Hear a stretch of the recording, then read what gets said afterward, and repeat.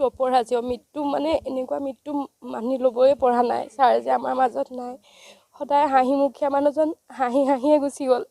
ছাৰৰ ছাত্ৰী হিচাপে ছাৰে সৰুৰ পৰাই মানে হাতত ধৰি অ আ ক খ শিকোৱাৰ পৰা মানে প্ৰতিটো ক্ষেত্ৰতে ছাৰে দিহা পৰামৰ্শ সহায় সহযোগিতা কৰিয়ে গ'লগৈ আৰু মই ছাৰৰ লগত কেইদিনমান পঢ়াইছিলোঁ স্কুলত আহি মানে সেইখিনি সময়ৰ পৰা ধৰি প্ৰতিটো ক্ষেত্ৰতে ছাৰৰ যি দিহা পৰামৰ্শ আৰু ছাৰৰ মানে সদায় হাঁহিমুখীয়া মানুহজনক পাহৰিবই নোৱাৰি সদায় সকলোকে মানে কাকো আজিলৈকে টান কথা এটা কৈও নাপালে সকলোকে মৰমেৰে নিজৰ ল'ৰা ছোৱালীৰ দৰে মৰম কৰিছিলে কি ক'ম তেওঁৰ বিষয়ে ক'বলৈ ভাষাই নাই শেষত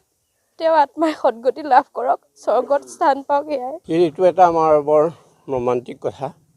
সমগ্ৰ অঞ্চলটোৰ ৰাইজৰ এক শোকৰ ছাঁ পেলাই দিলে বিশেষকৈ নিজৰ গাঁৱৰে বুলি ক'ব পাৰি আৰু অন্যহাতে তেখেত শিক্ষক হিচাপে যিখিনি নিয়ম নীতি পালন কৰি আছিল